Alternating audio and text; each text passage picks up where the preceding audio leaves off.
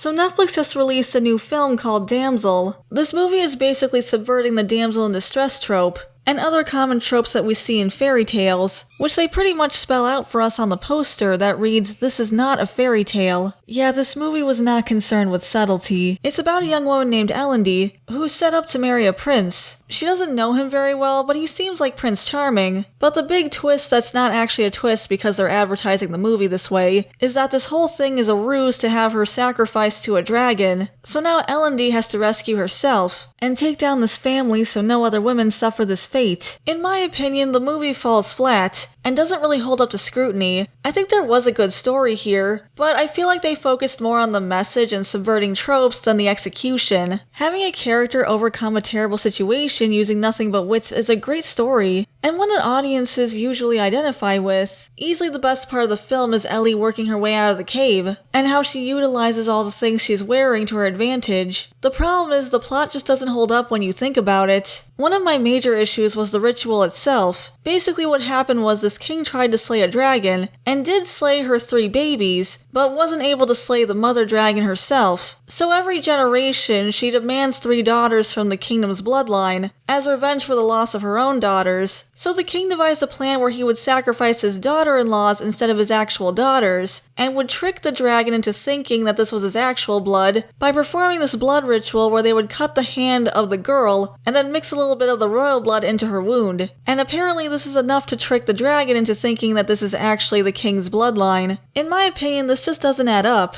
I find it hard to believe that such a small amount of blood would be able to trick the dragon into thinking she was a part of this family, especially since she gets wounded while in the cave, and the royal blood was only on her hand. Also, they try to make the dragon out to be some kind of victim, and sure, she did lose her own children, but also she's been killing women for generations and generations. I mean, at some point it just becomes killing for sport. Also, if this has been going on for so long, wouldn't other kingdoms catch wind of this? That all the women who go to marry in this kingdom end up disappearing forever, and eventually just stop sending their daughters to them? In the film, they actually tell Elendie's father their plan, and he agrees to it. The kingdom's pretty desperate, so he's willing to sacrifice his daughter just for some money. He ends up feeling bad about it later, though, and tries to rescue her only to get killed by the dragon himself. But at least he tried to redeem himself. But I'm sure there are plenty of kingdoms that wouldn't agree to such a thing, and try to warn other countries about it. I don't know, you're probably better off just watching the Shrek franchise, which also played around with fairy tale tropes, including the damsel in distress, and in my opinion did it a lot better. But it got me thinking a lot about these tropes, especially since Em and I have covered the Disney princesses throughout our time on this channel, who often get accused of falling into the damsel in distress trope.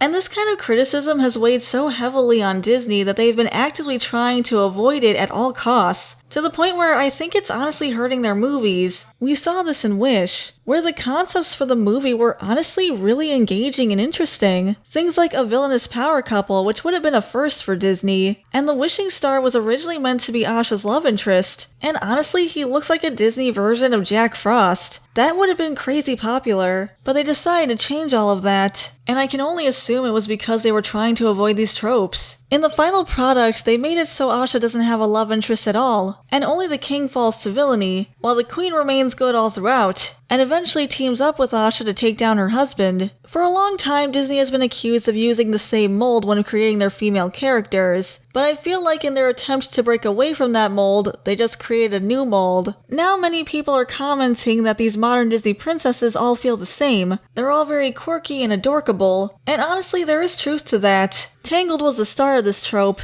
However, it worked for Rapunzel given her situation. She grew up in a tower and was totally isolated from other people, which makes her very excitable, but she also has a lot of great qualities outside of that, and her romance with Flynn is an engaging and strong part of the movie. But by the time we get to Wish, Asha doesn't really have much personality outside of being adorkable, and this quirkiness doesn't really serve the story at all, and it comes off more like this is just an acceptable way to portray a female character in modern Hollywood. Another common trope we see is often referred to as the strong female character. which is basically what they were doing with Damsel, especially in the third act. And it's another trope that Disney has been playing into. They've admitted to using their live-action remakes to fix the problematic elements of the originals. Like in interviews for the remake of Snow White and the Seven Dwarfs, stars Rachel Zegler and Gal Gadot openly boasted about how much better their version would be compared to the original, because of things like she wouldn't be rescued by the prince, who she accuses of being a stalker, and it would focus on her own power and coming into her leadership role, among other things. The original cartoon came out in 1937, and very evidently so. There's a big focus on her love story with a guy who literally stalks her. Yeah. Weird. Super weird. So we didn't do that this time. However, many people, myself included, felt that these interviews were being way too negative and unfair to the original, and Disney got a lot of backlash for this. On top of other controversies with this movie, the film was actually supposed to release now, in March of 2024. However, it ended up being delayed until next year, presumably due to the negative reaction. Like I discussed in my last video, companies have a bad habit of alienating their original audiences, and insist that these properties be updated to fit modern sensibilities, only for these properties to majorly underperform, which did abysmally at the box office. And the same is true for Suicide Squad Kill the Justice League. So for as much as Sweet Baby Inc. insists that this is the right way to go, they don't have the numbers to back it up. Personally, I'm hoping that Princess Peach Showtime will be able to buck this trend. Princess Peach is a long-standing and beloved character in the Mario franchise, but she's another character that's often accused of being a damsel in distress. We all know the classic "Your princess is in another castle" line, but they're giving her the spotlight in this newest game, and it looks very true to the character, without forcing her into a different trope like the girl boss. And the franchise is big enough to have other characters in the spotlight, like Luigi in Luigi's Mansion, or Princess Peach here. Maybe if the game does well, we can get a Rosalina game. That'd be pretty cool. They did do that thing that Nintendo of America likes to do by giving her a more angry face. They've done this a lot with Kirby too. It's like they're worried gamers won't buy something if they think it's too cute, so they have to make Kirby look angry so gamers know that he's tough. And now they're doing that with Peach too.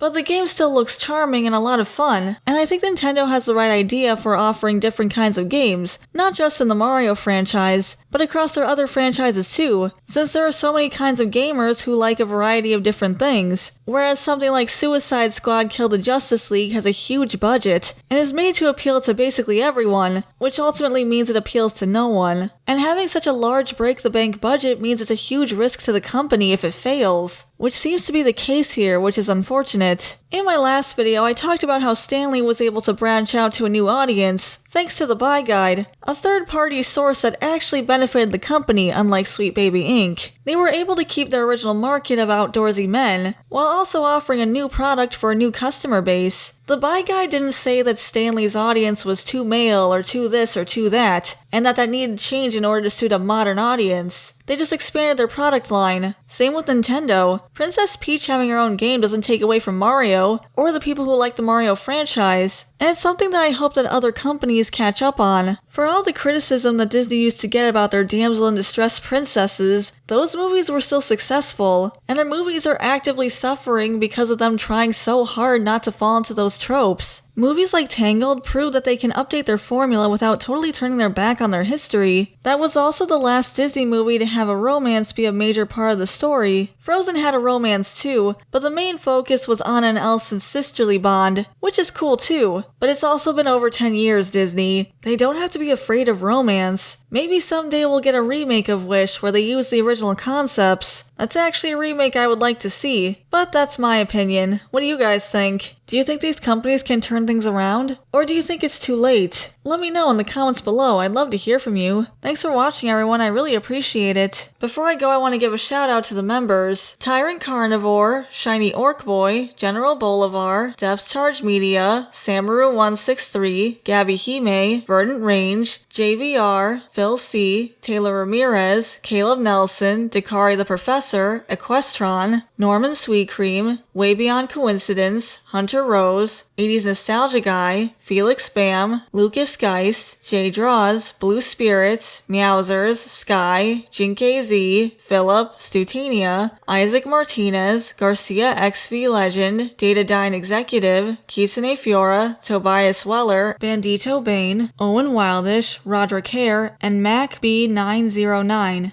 Thank you all so much for your support. If you'd like to become a member, you can hit the join button next to the subscribe button. We also have a buy me coffee if you want to support us that way. If you enjoyed the video, you can leave a like and subscribe to the channel if you want to see more content. And that part's free. Thanks again for watching, everyone, and I'll see you next time. Bye for now.